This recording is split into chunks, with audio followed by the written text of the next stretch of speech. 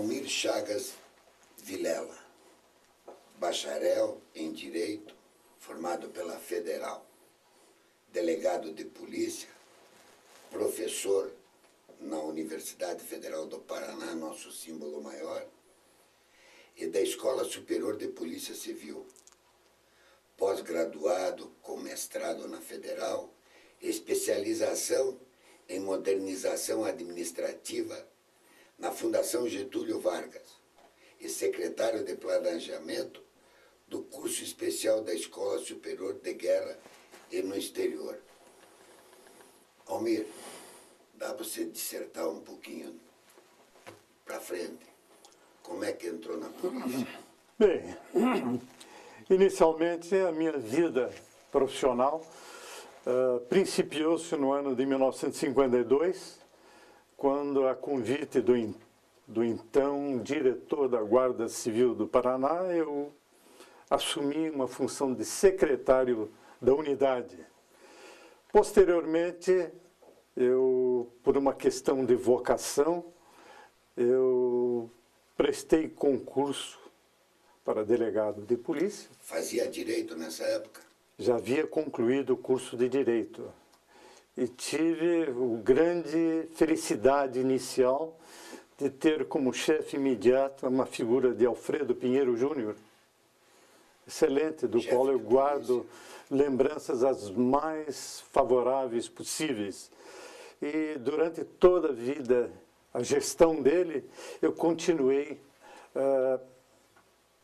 trabalhando na Polícia Civil e exercendo algumas funções como assessor de relações públicas, assessor de planejamento. Corregedor. Posteriormente, eu devo ressaltar aqui que, quando assessor de relações públicas, eu tive uma confraternização com os repórteres policiais que trabalhavam na antiga chefatura de polícia, um dos quais é o que está na minha frente e me questionando, o qual até hoje eu tenho uma grata satisfação de dizer que é um grande incondicional amigo. Posteriormente disso, nós tive uma atuação também como delegado de polícia, evidentemente, enfrentando situações terríveis na antiga Delegacia Central do Plantão, em Curitiba, que ela centralizava todos os episódios dramáticos que ocorriam na capital e nos municípios contíguos à cidade. Foi uma grande experiência, trabalho de 24 horas, e isso me fez com que galgasse funções de alguma relevância junto ao chefe de polícia, e nessa época, como um verdadeiro desafio, eu fui incumbido de registrar ou montar um programa radiofônico dedicado à polícia na antiga Rádio Guairacá. Isso, para mim, foi um terrível desafio, porque, jovem ainda egresso da universidade, jamais teria pensado em redigir temas sobre polícia, mas, juntamente com outro colega já falecido, Cibi, fomos muito felizes. Eu me lembro que eu chegava à noite em casa pensando o que eu vou falar, e teria que redigir um texto para levar ao microfone. Isto foi uma surpresa para mim mesmo, porque depois eu recebi cumprimentos em torno da boa receptividade do programa. Esse programa levou algum tempo e depois eu mudei de posição e fui assumir outras posições. Uma delas, que foi muito importante na minha vida, foi a Corregedoria da Polícia. Doutor Almir, o senhor foi diretor da Escola de Polícia, chefe de operações da Polícia Federal no Paraná, ouvidor da polícia. Gostaria que o senhor contasse como é que o senhor foi convidado da Polícia Civil a dar um pulo na Federal, que era um tabu na época federal quando apareceu em Curitiba. Realmente, isso foi uma situação da minha parte, não previa essa situação. E veio ordem de Brasília ao governador Paulo Pimentel, que determinou ao secretário de Segurança que eu me apresentasse a um militar que representava o governo federal, cuja missão era tornar prática, viável, a Polícia Federal no Paraná. Eu confesso que me surpreendi e em um primeiro momento eu fiquei revoltado, porque eu não queria deixar a minha função na Polícia Civil. Mas como eram ordens superiores, inclusive do governador, eu me fiz apresentar ao coronel, o coronel Oswaldo Bianco, e a quem eu não conhecia, e perguntei a ele por que eu estava aqui se eu não havia solicitado. Ele havia dito que meu nome havia sido selecionado pelos órgãos federais e a indicação tinha partido diretamente do Ministério da Justiça. Isso posto, começamos então a nos enfronhar de como iríamos fazer para instalar um órgão novo que era desconhecido, estava se instalando em outros estados da federação. No início, não tínhamos nada, nem mesa, nem cadeira, uma casa na Rua 15 alugada e nem condução. Então foi um esforço inaudito e o primeiro local que nós conseguimos alugar foi na Carlos de Carvalho. Ali estabelecemos a área da Polícia Federal. E eu me lembro muito bem que o coronel me chamou e disse: eu represento o governo federal, você vai fazer polícia. E isso foi para mim um desafio maior, porque um sentido de maior responsabilidade. Mas deu tudo certo, embora inúmeras as dificuldades. Por quê? Porque o contingente policial que vieram delegados de polícia da antiga Guanabara, do estado do Rio de Janeiro, veio efetivo da guarda que o presidente Juscelino Kubitschek, da Guarda Municipal do Rio de Janeiro, de agentes do famoso Rapa do Rio, enfim, uma colmeia heterogênea, e eu também como representante do Estado. Todos estávamos ali em função para dar execução à Polícia Federal. E eu confesso que fui como número 2, era o chefe de operações da Polícia Federal. E para manter um diálogo, ordenar esse grupo disperso não foi fácil. Eu vou citar somente um exemplo. Eu estava em casa, já na cama, ouvindo a televisão, era o canal 6 do Diários Associados, de pijama, deitado, vendo o canal, quando uma notícia urgente do canal 6, uma batida da Polícia Federal. Eu digo, batida da Polícia Federal? Ninguém me consultou, eu que sou chefe de operações. Pois bem, a Polícia Federal, com meia dúzia, um de cada um, e um delegado, que era do estado do Rio de Janeiro, já relativamente idoso, ele chamou os agentes e disse: olha, nós vamos bater na Rua 15 aí, limpar todas aquelas associações, dar uma geral. E eu assisti os policiais entrando naquelas associações que tinham ali, que havia jogo, mas um jogo carteado, legalizado. E mesas rolando escadas abaixo, pano verde, baralhos, prenderam advogados, promotores. Polícia Federal. Meu Deus, eles não conheciam ninguém, né? E levaram todo mundo, dinheiro espalhado amplo na mesa, levaram tudo para a sede que nós havíamos alugado, na Carlos de Carvalho. Qual foi a minha surpresa? Que telefonaram: olha, preciso do senhor urgente aqui, o carro vai lhe pegar em casa. Mal deu tempo de me vestir. Quando eu cheguei na delegacia, era um pandemônio.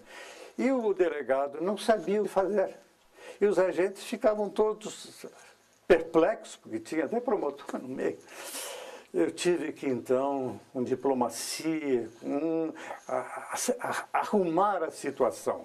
Mas isso mostrou exatamente a grande dificuldade na disciplina, na obediência e na consecução dos reais objetivos da Polícia Federal no Paraná.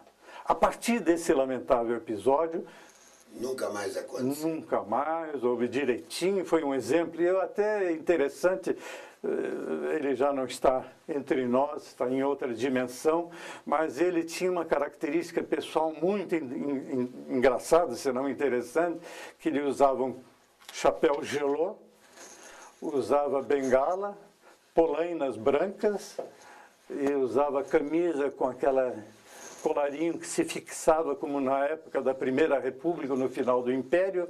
Então era uma figura extremamente extravagante, vamos dizer, à luz dos dias atuais. Mas ele teve pouca participação porque se aposentou e foi embora.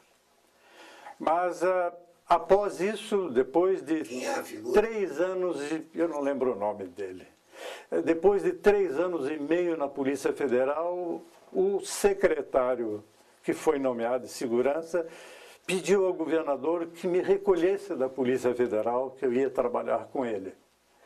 Isso eu deixei a Polícia Federal já estruturada, organizada, e devo confessar que já são 40 e poucos anos, até hoje eu mantenho uma amizade pessoal extraordinária com aquele militar que hoje é o coronel Valdemar Oswaldo Bianco. Almir, você está há 48 anos na carreira policial, 1952, né? E você se refere à tua participação também na mídia, como um programa policial na Rádio Guaracá, dos tempos do Aloysio Finzetto, que era do Moisés Lupion. E também parece que você fez alguns artigos nos jornais da Gazeta do Povo, Estado do Paraná, nos anos 60 e 70. Descreva isso. Eu tive, vamos dizer, o privilégio a época do Dr. Francisco da Cunha Pereira, que morava uma quadra da minha casa. Ele foi à minha casa e me convidou pessoalmente para escrever, ter uma coluna sobre polícia e segurança aos domingos na Gazeta do Povo. E para mim foi uma surpresa incrível, porque eu jamais não esperava escrever na Gazeta do Povo. E foi uma surpresa extremamente agradável, mas de responsabilidade, né? Era o meu nome e da Gazeta que estava em jogo. Pois bem, eu comecei a escrever e fui por longo, tem anos que eu escrevi, eu acho que eu deixei de escrever no começo da década, final de 70. Todo domingo tinha uma crônica minha sobre polícia, sobre segurança. E curioso é que, pouco depois, o Mussa Assis, do estado do Paraná, também de uma gentileza extraordinária, me abriu as páginas do estado do Paraná e eu tive a oportunidade de também no estado do Paraná ter uma coluna. E de certa feita, ele me deu uma página inteira que eu escrevi sobre polícia. Até hoje eu guardo essa página inteira, porque eu não me lembro de que alguém tenha escrito uma página inteira sobre crônica policial. E há um episódio muito interessante que deu até filme,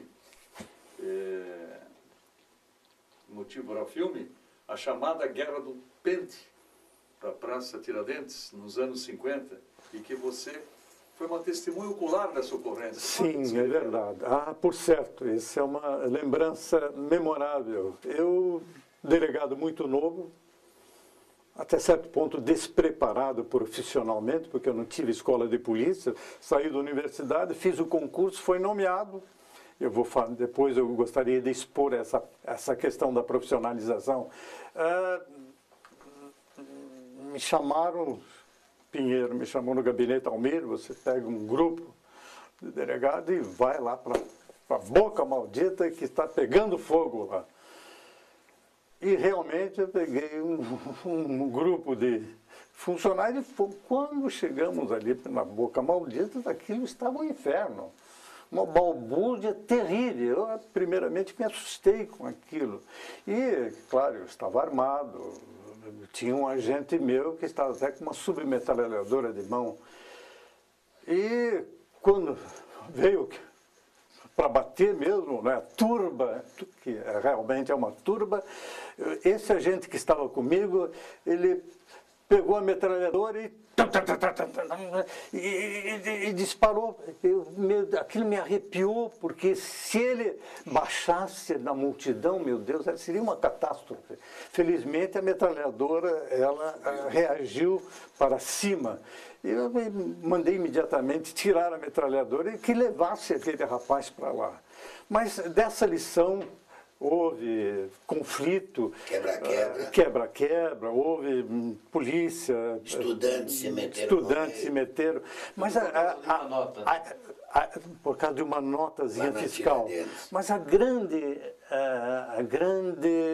grande exemplo, a grande mensagem que ficou legada desse episódio é que mostrou que a polícia estava totalmente despreparada para enfrentar tais situações de risco que poderiam se alastrar. Tumulto que poderiam tomar proporções, às vezes, inimagináveis, como nós estamos vendo hoje no mundo contemporâneo. Como tomou. Foram até o mercado municipal. A polícia militar também estava presente, um coronel brilhante na época, comandando, mas não havia planejamento operacional, eu não sabia o que eles estavam fazendo, eles não sabiam o que eu ia fazer. Então, essa desconexão mostrou despreparo para esse tipo de ação. Isso me levou, até esse episódio lamentável, me levou a partir daquele dia a pensar, a refletir, e a minha vida a partir daí foi praticamente dedicada e me conscientizei da necessidade da profissionalização através da educação profissional. Doutor Almir, como uma atividade classista, o senhor foi fundador, secretário e presidente da ADEPOL, o primeiro, né? O primeiro. Não, o primeiro presidente? Não, foi fundador. Fundador. Foi o segundo ou terceiro presidente. Certo. E melhorou o que a polícia? Melhorou aonde? Bom, falando de uma entidade associativa, nós tivemos realmente repercussão. Até eu gostaria de relatar aqui um episódio que não veio até hoje, não veio à tona, e eu falo pela primeira vez. Quando se deu o movimento revolucionário de 64, eu estava na Associação dos Delegados de Polícia. E a Polícia Civil, a polícia chamada judiciária, era ainda extremamente politizada, era por indicação. O delegado no interior não tinha nenhum conhecimento profissional, estavam a serviço do político. Essa imagem era terrível perante a opinião pública. Isso fez com que eu elaborasse um estudo preliminar e, através de um ministro do Paraná, que agora me fugiu, me perdoem, me fugiu o nome, eu entrei em contato com ele e eu disse que queria levar esse estudo ao governo federal para ver se, pelo governo federal, pela União, havia um recondicionamento das polícias judiciárias no Brasil. E, para surpresa minha, esse ministro, eu fiquei vários dias com ele no ministério, veja, isso foi no dia 12 de março até 15 de março de 64. Eu estive no ministério com ele marcou com 3 ministros da República, ele inclusive, 3 ministros. E tivemos uma reunião no Hotel Glória. Já estava a Revolução implantada? 5º andar no Hotel Glória. Quem catalisou essa reunião foi um outro paranaense também, que era secretário do ministro. Então, era de tarde, fui ao Hotel Glória e eu, um modesto jovem delegado ainda, novo do Paraná, tive o privilégio de ser recebido por 3 ministros da República numa época conturbada, conturbadíssima, que já haviam situações que depois iriam pré-revolucionárias. Os 3 ministros me receberam, eu fiz uma exposição, deixei o estudo com eles, não recebi uma negativa, pelo contrário, pelo que eu expus, eles tiveram palavras até estimuladoras. E eu saí alegre e satisfeito. Foi no dia 15 de março de 1964. À noite, houve o famoso comício na Central do Brasil, em que estava o João Goulart e a esposa dele. Eu assisti do meu hotel, eu não estive lá. Mas o que ressalta desse episódio é que eu, saindo contente do Hotel Glória, mal eu iria supor que 2 ou 3 dias depois eles estariam fora do Brasil, muitos exilados, e evidentemente o estudo ficou para Calendas de Jeová, não é? Foi a primeira vez que eu falo isso aqui, poucos sabem, eu fui como membro da Associação dos Delegados. Estava com você, lembra o nome Como? dele? Se refere a um paranaense que estava com você? Ele era secretário do ministro. Foi de 64, eu não me lembro, me perdoe, eu não me lembro o nome dele. Aproveitar o embalo, já que estamos falando de presidente, o senhor foi presidente nacional da Associação dos Delegados de Polícia do Brasil. Isso é um cargo hiper qualificado, não é para qualquer um. São 27 estados da Federação Brasileira.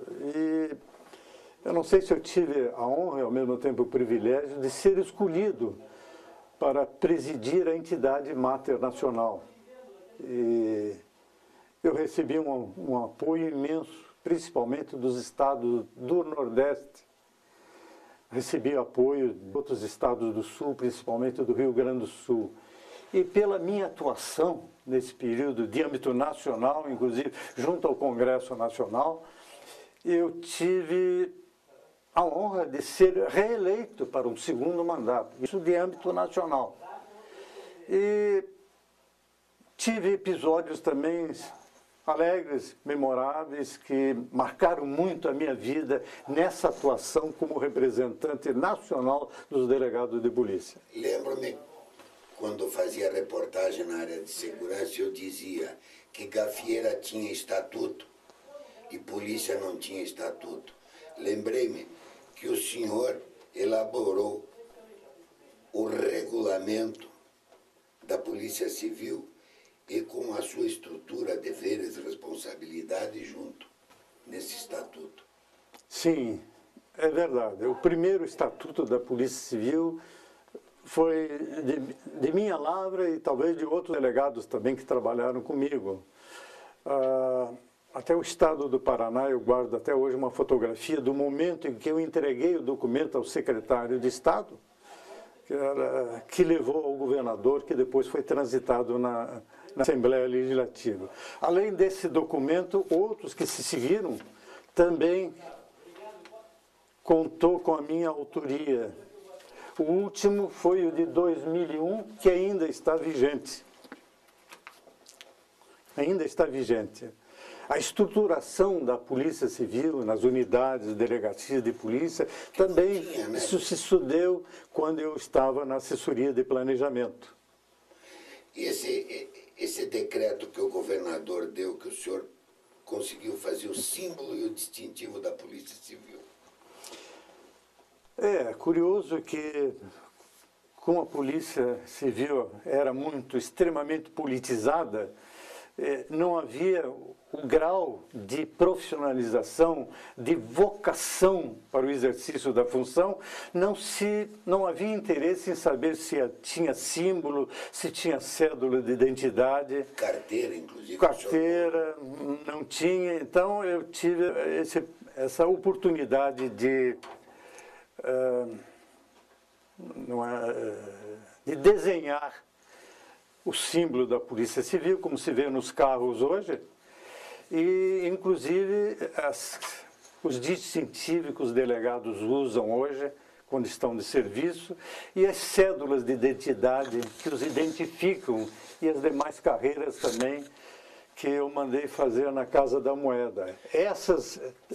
Esses simbolismos, todos eles foram aprovados por decreto governamental. Aproveitando esse embalo, doutor, lembrei que o doutor Antônio Franco Ferreira da Costa, que era corregedor de justiça, mandou-lhe um tremendo confete e vaselina para o senhor. lhe dizendo que o senhor era um delegado de alto coturno. Na época, eu não sei, muitos não lembrarão, eu delegado novo ainda, delegado de menores, tivemos aqui em Curitiba um caso famoso que envolveu um deputado federal em corrupção de menores, um apartamento no centro de Curitiba, em que ele reunia meninas, menininhas e jovens e faziam lá as suas orgias. Tinha o babeiro de ouro nessa história, né? E isso, evidentemente, deu uma comoção incrível, que teve uma repercussão muito grande, inclusive pelo jornal A Última Hora. O Cruzeiro também fez uma baita. O Cruzeiro também foi. E como envolvia personalidades do mundo político e federal. Da grande indústria de Curitiba, não que eu me atemorizasse, mas eu fui ao Pinheiro Júnior, que era o chefe de polícia, expus a situação dos riscos que envolviam, das pressões que se seguiriam, e eu fiquei perplexo quando ele disse para mim: continue, cumpra o seu dever, tem meu apoio integral. Eu confesso que eu fiquei com as pernas até bambas. Eu vou levar ao conhecimento do governador. Pois bem, eu tive então a honra de levar aquela questão até o fim. Até o fim. Os inquéritos foram encaminhados à justiça, mas aí houve a mudança repentina de governo. E o pau voltou. E houve um outro fato, é que haviam 3 ou 4 inquéritos que estavam prontos. Um deles, todos eles tinham assistência do Ministério Público, e era o promotor, depois desembargador. Meu Deus do céu, agora a memória. E ele foi levado à desembargadoria e depois ele. Mas o fato interessante desse episódio é que cumpri meu dever, indiciei todo mundo, encaminhei para frente, e nesse iter, para minha surpresa, chamavam mão peluda, o desembargador Franco Ferreira da Costa me chamou ao gabinete e disse: eu vou com você levar até a penitenciária, já reservei uma ala para todos eles. Diz: meu Deus, o negócio está envolvendo, né? E ele saía comigo, ele, desembargador, corregedor-geral da Justiça do Paraná. Antônio Franco Ferreira da Costa. Comigo, de jipe, íamos até Piraquara. E outro carro, camburão atrás. Ele fazia questão de ir comigo fazer a diligência. Pois bem, mas foi um episódio. Mas mudou o governo. Alguns inquéritos ficaram na delegacia. E eu, com muito receio, né? Porque sabe como é? Pode acontecer N número de coisas com papéis. Eu tive, talvez pela primeira vez, a criminalística me disse isso, eu chamei de madrugada um fotógrafo, meu amigo da criminalística, e de madrugada nos fechamos na delegacia, de onde é o DENARC hoje, na pracinha do Batel, e com uma câmera, não existe, era 35mm ou menor, né? Eu fotografei todos os inquéritos que estavam lá. Levamos a madrugada inteira, o dia, e eu e ele somente, e levei o conhecimento do Pinheiro Júnior e do desembargador Franco, que era uma cópia ao meu, uma cópia para mim, de claro, desembargador, eu levei a cópia para ele, fiquei uma cópia comigo, dos rolos fotografados, né? Aí mudou o governo, e eu estou com um novo secretário de Segurança, eu não conheci, que se chamava Ítalo Conte, uma figura exemplarmente extraordinária. General. Um homem, sabe, que eu tenho uma, sei lá, o máximo de admiração por ele. E curioso é que ele me chamou, disse: doutor Almiro, o senhor sente aqui, ele muito educado, cavalheiro, né? Sente-se aqui. Eu sentei e disse: doutor Almir, aqueles inquéritos menores que envolvia deputado, fulano, beltrano e tal. Eu digo, todos prontos, né? Todos encaminhados, estão para serem encaminhados lá. Não, é que o delegado que assumiu lá disse que está faltando 2 inquéritos, doutor Almir. Eu senti um calafrio, né? Porque vai envolver minha responsabilidade, né?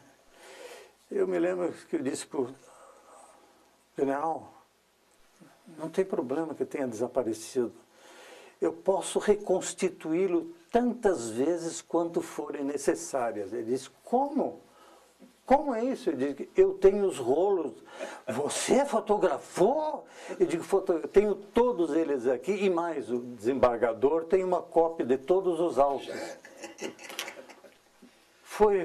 Ele disse, ótimo, parabéns. Tal, me tornei um admirador dele, um subordinado dele. Durante toda a gestão eu estive com ele. Ele não me largou mais. Mas esse episódio é um episódio pitoresco, né? Marcou Depois tua disso, carreira. não me amolaram mais. Nunca mais me chamaram. Marcou tua carreira. Hein? Marcou tua carreira. Um dos episódios que marcou a minha vida pública.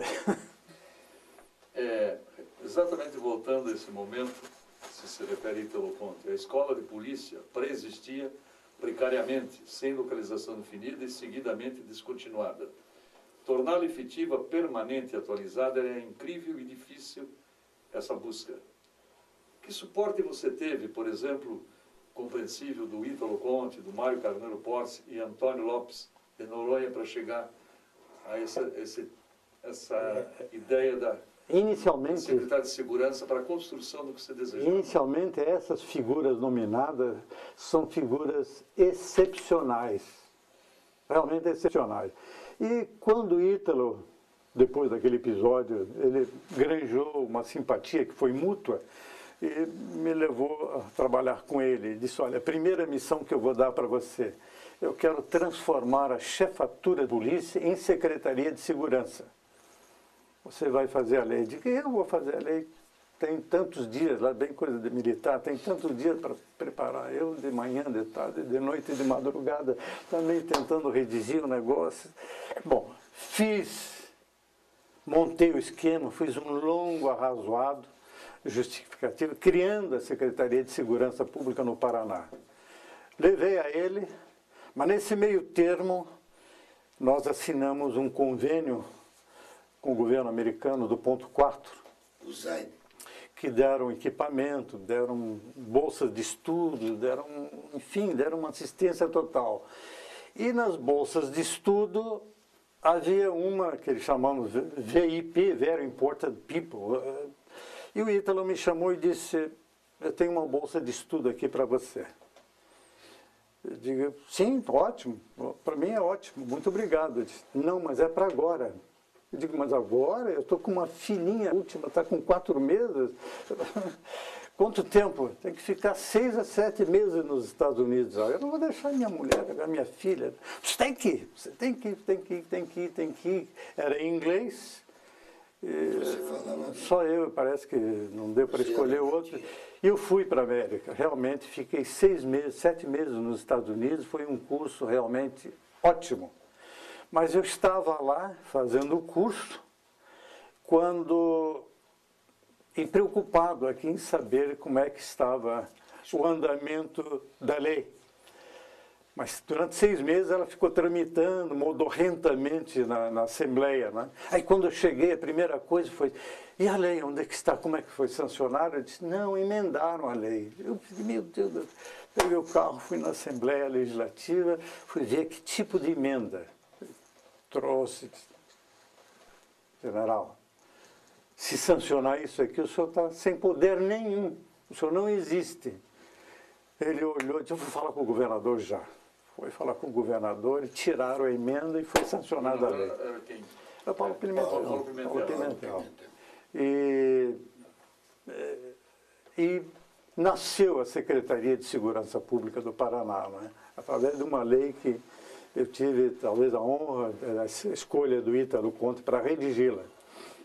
Nesse programa que você foi primeiro bolsista do ZAID, Public Safety, que você passou por Washington, New York, Pittsburgh, Detroit, você, em 75, teve uma bolsa das Nações Unidas sobre drogas perigosas em território peruano. Conta essa passagem que você assimilou sobre esse conhecimento e comparado com o que é hoje no mundo moderno.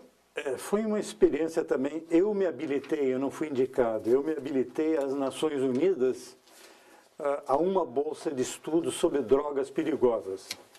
Era para ser em Lausanne, na Suíça, patrocinada pelas Nações Unidas. Até eu estou casualmente eu estou com o botão das Nações Unidas aqui.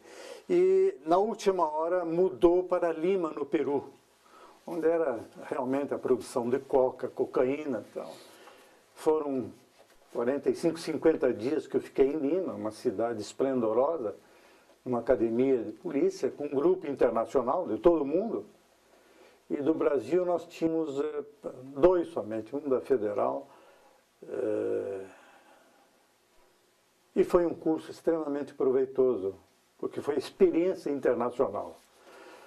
Após, é até curioso, eu, na minha, talvez, inocência, eu nunca tinha visto a folha de coca, né? Acho que muitos, aqui ninguém viu uma folha de coca. Eu quis trazer um bolinho de folha de coca, né? Mas quando eu cheguei aqui, eu disse, mas eu estou louco, eu com coca no bolso aqui, se me pego no aeroporto. Mas é para mostrar, inclusive, que eu utilizava na escola de polícia, lá para saber, ó, esse é folha de coca, essa aqui é cânhamo. No IPT, né? E foi uma experiência válida, que me valeu muito na minha vida profissional. Contribuiu para o meu currículo também, e foi uma experiência extraordinária. Doutor Almir, nós falamos só do senhor, mas eu gostaria de citar o Rolha. O Renatinho Ortolani foi o seu melhor amigo na polícia. Continua sendo. Eu só queria me permitir um gancho, Renato, aqui, o seguinte, em função do meu lastro de experiência das Nações Unidas, lá do curso de drogas, eu fui indicado pelo governador aqui para compor também essa comissão estadual de entorpecentes. Então, contribuí, participei bastante e eu criei um folheto, como é que eu posso chamar? Um folder, quer dizer, chamado NOTICS, Notas sobre Tóxicos. E ali eu dizia, inclusive, notas internacionais, a situação da droga no Brasil, o que quer, inclusive na área educacional, mostrando que droga, o que quer, que não é, porque não existia. Então fiz vários números daquele. Aí eu deixei a Comissão Estadual de Entorpecente, não se fez mais. Não se fez mais do tal Notics. Mas eu dei uma colaboração nessa área de drogas, porque eu me recordo que houve um congresso em Porto Alegre sobre entorpecentes, promovido pelo Congresso Nacional, e eu fui indicado para participar. E eu levei 5 propostas. E tive a grata satisfação de ver que as minhas propostas foram aprovadas e aproveitadas na legislação da época, na legislação federal. Depois elas foram atualizadas, mas aquele privilégio eu tive ainda por decorrência do estudo que eu tive, né, das Nações Unidas, da experiência do Conselho de Entorpecentes, que culminou com essa proposta. É interessante na tua vida policial, vamos dizer assim, que você teve essa preocupação da divulgação através do rádio, depois do jornal, e você também criou a revista na escola de polícia, a revista da Polícia Civil. Sim, a contribuição educacional sempre foi um ponto X na minha vida profissional. Eu acho que é somente através da educação que nós conseguimos fazer evoluir. E quando antes de falar na revista, eu gostaria de dizer que, ainda relembrando Ítalo Conte, depois do episódio do Pente, eu fui ao Ítalo Conte e pedi a ele da necessidade de revigorar a escola de polícia. E levei essa ideia para ele agasalhou a ideia. E onde era a antiga criminalística, que hoje é a faculdade lá na Escola Técnica Federal. Escola Técnica, ali era a criminalística, eu tive o prazer de ele mandar arrumar 3 ou 4 salas e arrumou-as no sentido de salas de aula. E fizemos uma inauguração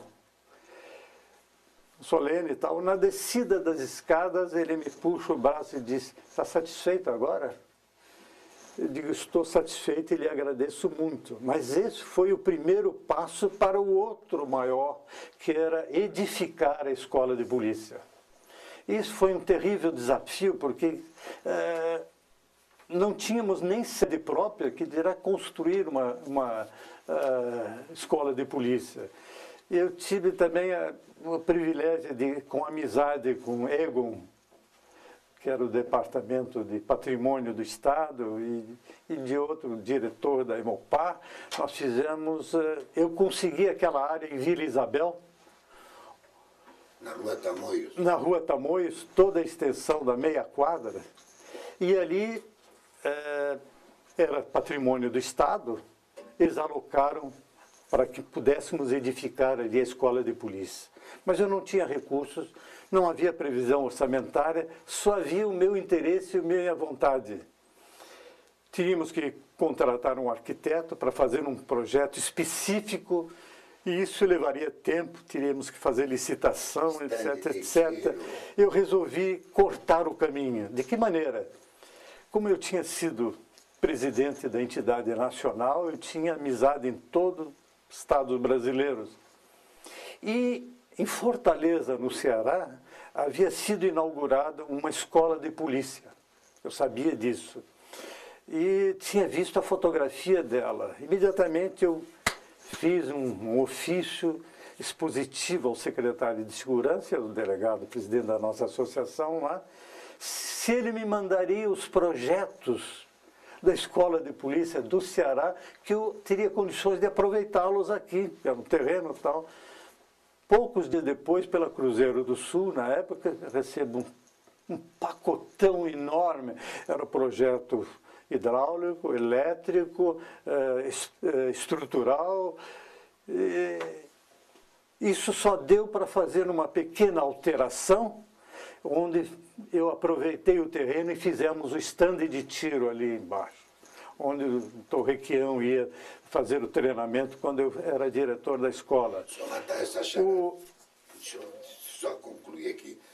O Requião recentemente, no ano passado, inclusive estava nessa festa, o Requião batendo um lero para a rapaziada, para os delegados de polícia.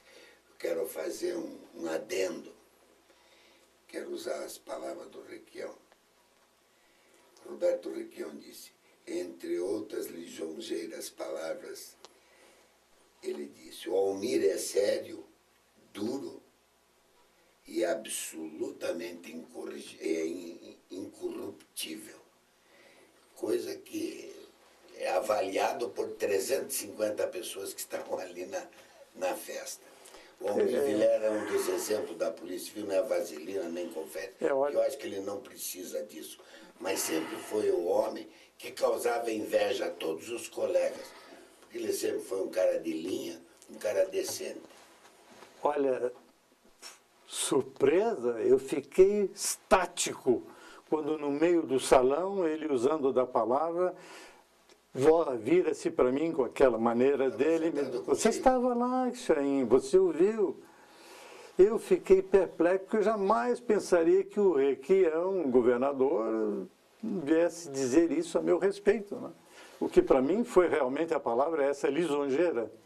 Mas teu histórico, pelo que a gente sabe, que você hoje está testemunhando aí nesse depoimento, já nessa série de literatura que você, voltando à comunicação radiofônica, de jornal também, diz aqui numa série de trabalhos levados à apreciação de congressos nacionais que você tem um título que diz Comportamento desviado nos órgãos de segurança pública e, posteriormente, em 76, Imagem da Polícia. A tua insistência na divulgação, no comportamento para melhorar essa imagem. O que você nos conta a respeito disso? Olha, foram 3 aspectos interessantes. Primeiro, eu, quando defendi a minha tese na Universidade Federal do Paraná, eu escolhi um tema que está muito em voga hoje, que se trata da corrupção. Somente da corrupção. Isso 20 anos atrás? Foi em 1990. 30 anos? Ah, 90. 90. Esse aqui que eu me referi foi em 76. 76, vou chegar lá. A corrupção, eu então escolhi um tema que não falasse diretamente, mas era a corrupção. Era...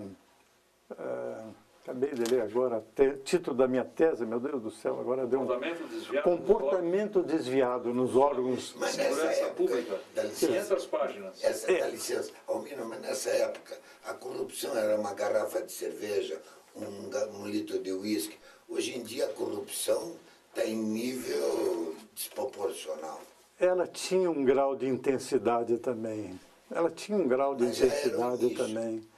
Eu achar que era quase que uma norma comum desde aquela época. Hoje, claro, um volume mais extraordinário e com mutação no mecanismo da arrecadação do produto, né? Mas eu só queria citar, porque vale a pena. Em 1990 não existia internet, não existia câmera que se fala com o mundo hoje. Eu tive, durante 5 anos, eu fiz a pesquisa que levou ao final a tese. Foi defendida, foi aprovada e tal. Eu quis publicá-la, mas as empresas não aceitaram, porque disseram que não era matéria para vendável, né? Então fiquei muito aborrecido porque não foi publicada. Mas foi uma colaboração, pelo menos no nível universitário. Qual essa resistência porque não foi publicado?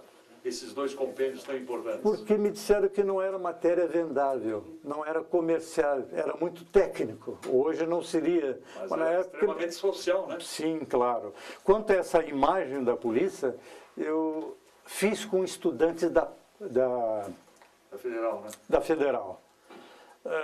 Nunca se tinha pensado realmente qual é a imagem da polícia hoje. Hoje nós sabemos. A Gazeta publica, nós sabemos, as pessoas vão a público e dizem do grau de insatisfação todo dia na imprensa. É possível hoje nós dimensioná-la. A imprensa hoje é menos comprometida que antigamente. Né? Menos comprometida. Pichada não é só aqui, é no Brasil inteiro. Sim. E eu levei isso. A imprensa está menos comprometida politicamente, né? Antigamente. É verdade, é verdade. Mas houve uma grande receptividade na universidade e nós desencadeamos essa imagem. Foi um trabalho bonito, belíssimo. E, inclusive, eu quis levar essa temática de segurança pública para dentro da universidade. E foi um trabalho belíssimo, resultou profícuo e, com isso, depois eu tive um outro estímulo para desencadear um outro estudo, já na PUC, com os estudantes de engenharia da PUC, porque o padrão da construção, da edificação das delegacias de polícia ainda se constrói como se fosse uma casa, uma residência, a não ser o aspecto da cadeia, que são... Então, nós teríamos que modificar, adequar a construção a uma realidade da criminalidade, dos riscos que a própria edificação apresenta. Lembra-se do caso ontem do assalto 2 vezes a uma delegacia de polícia em São Paulo, porque a edificação não apresenta graus mínimos de segurança de origem externa. Então, na época, eu reuni estudantes de engenharia que também sentiram como um desafio e fizemos um trabalho fabuloso. Várias oportunidades de modelos que os estudantes, como cidadãos, achavam que deveria ter, o que deveria ter dentro de uma delegacia de polícia. Pois bem, esse trabalho que se compôs de umas 4 ou 5 variáveis e modelos foi encaminhado para o governo. Resultado, Até hoje nada. As delegacias... Nada aproveitou do trabalho dos estudantes. As delegacias eram construção da época do Lupião. Até hoje elas estão aí vivas. Até hoje. Me lembro-me que uma vez, quando o senhor era Relações Públicas da polícia, caiu na sua mão uma série de fotografias de delegacias que eram de madeira ou xadrez, tipo casinha dessas coisas de fazer caca no fundo do quintal, onde os caras eram fechados com madeira e corrente. E demorou para que fossem construídas delegacias e xadrezes nesses municípios do Paraná. Uma das minhas preocupações, quando eu estava na área de planejamento da Secretaria de Segurança, foi exatamente em Curitiba nós estendermos e ampliarmos a área de atuação da Polícia Judiciária. Os 10 distritos policiais. Mais de 10 distritos policiais. Então, 12, né? 12. Então, o que nós fizemos? Foi exatamente conseguir as áreas em Curitiba, localizar, comprar os imóveis e ali desencadear as construções das novas delegacias.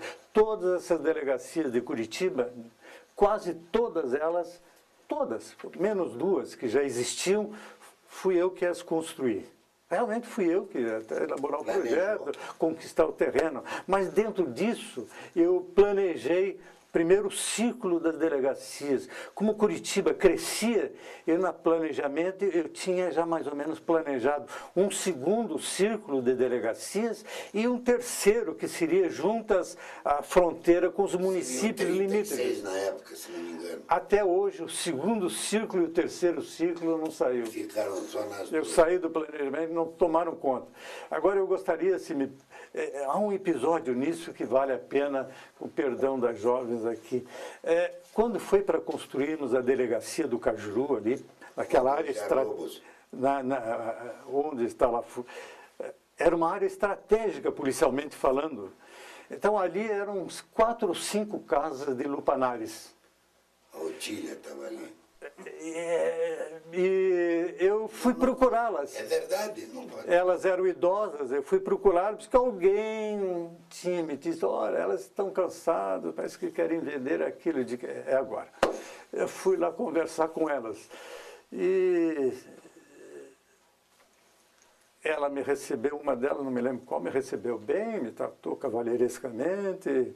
Eu expus a ela a pretensão, ela disse, eu estou querendo mesmo. Mas e as outras suas? Eu vou conversar com elas. 2, 3 dias depois ela me telefonou, só podia vir aqui. Eu fui lá, estavam todas reunidas, disse, nós concordamos. Eu digo, puxa, ótimo, né? Aí começamos a fazer as transações, de adquirir os imóveis, depois demolimos e construímos. Fizemos projetos e construímos. Mas o fato interessante que mexe é que quando nós fizemos em cartório, eu pedi ao cartorário se ele podia ir à Secretaria de Segurança assinar lá o documento, porque e elas todas também iriam lá na Secretaria. Elas realmente foram, todas elas já idosas, mas bem, sentaram na mesa e eu confesso que estava nervoso, porque eu não avisei a imprensa, por razões óbvias. Bom, mas aí houve a leitura tal, e eu ali atrás do secretário nervoso, para vendo quem vai falar o quê. Aí assinaram, todos assinaram, e ficou aquele momentâneo silêncio sepulcral. E eu nervoso, disse, o que vai sair daqui, não é? Quando eu pensei em dizer alguma coisa, uma delas vira assim para a cabeça da mesa e diz, puxa, senhor fulano, faz tanto tempo que o senhor não aparece lá em casa.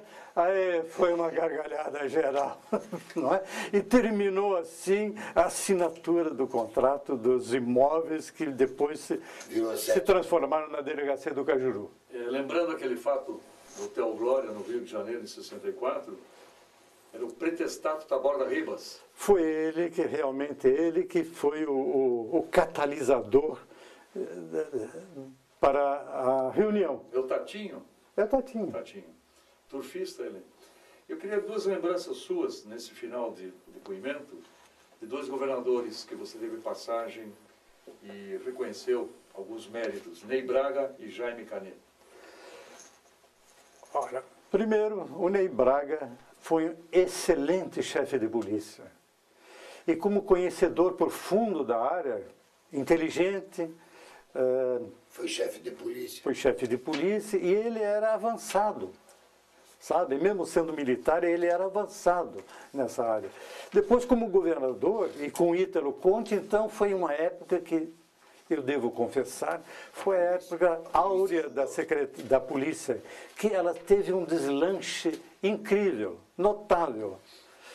E foi extremamente proveitoso essa época. No tocante ao Canê, eu tive o privilégio, eu estava no planejamento, de trabalhar com outra figura também extraordinária. E até hoje eu partilho da amizade dele. Se chama Belmiro Valverde Castor. Você é gente fina. Trabalhamos juntos, ele me deu um apoio integral, eu pude deslanchar nas minhas ideias e ele sempre me apoiando. E o que resultou no governo Canê, de extremamente proveitoso, foi que o Canê deslocou o governo para várias cidades do Paraná, norte, sul, leste e oeste. Foi nessa época que eu tive a oportunidade de conhecer o Paraná. Mas dentro do conhecimento do estado do Paraná, das suas regiões, dos seus problemas, nós tínhamos desencadeado uma ideia de fazer com que os prefeitos ajudassem as delegacias locais através de um combustível, de um conserto da delegacia. E isso nós, em cada localidade que nós íamos, assinávamos um convênio. Isso deu um volume muito grande para desonerar o nosso programa orçamentário. O pontagrossense Almir Chagas Vilela está com quantos anos hoje? Bom, eu estou batendo a porta dos 80 nos primeiros meses agora. 80 anos. Eu devo confessar... Quantos anos de polícia, para concluir? Mais de 40 anos. 48 anos, começou em 52. E devo confessar que eu sou oriundo de... Meu tronco familiar é oriundo de Ponta Grossa. Mas eu sou um cidadão curitibano por adoção e destemido defensor dessa cidade. Almir Vilela, mesmo aposentado, você não se distanciou da organização policial e fez algumas contribuições para encerrar. Você lembra o FUNRESPOL? Você lembra outras atividades importantes, onde se envolvem nomes como o Renatinho Ortolani, o Joaquim dos Santos Filho, enfim, o Antônio Lopes de Noronha, o Chimim, que você podia, nesse momento de encerramento, esse importante depoimento, fazer. Eu quis relembrar um nome aqui extraordinário, que é o Renato Ortolani de Souza, até hoje meu amigo incondicional, e outro companheiro, que é Milton Soares Canfield e Jamil Sidon de Oliveira Jorge. Mas o Renato, nós tínhamos um problema sério de dúvidas sobre o dinheiro, Secretaria de Segurança. Como vamos tirar dinheiro da onde já estavam começando a tirar dos municípios? E eu sempre pegava o orçamento da União e ia tentar beliscar alguma coisa do orçamento da União. Mas no almoço que eu estava com o Renato, discutindo esse problema sempre do numerário, nós tivemos uma ideia. E por que não fazemos um fundo próprio decorrente das próprias taxas de arrecadação, taxas que a polícia...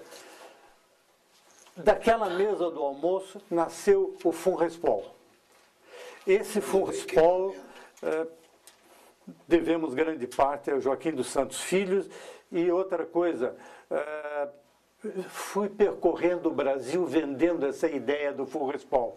Do FUNRESPOL veio o FUNRESBOM, FUNRESTRAN, e o doutor Noronha, outro homem excepcional, aproveitou a lei para fazer o FUNREJUS, que hoje é do Tribunal de Justiça do Paraná. Este foi o pontagrossense. Será que foi bom? Maravilhoso.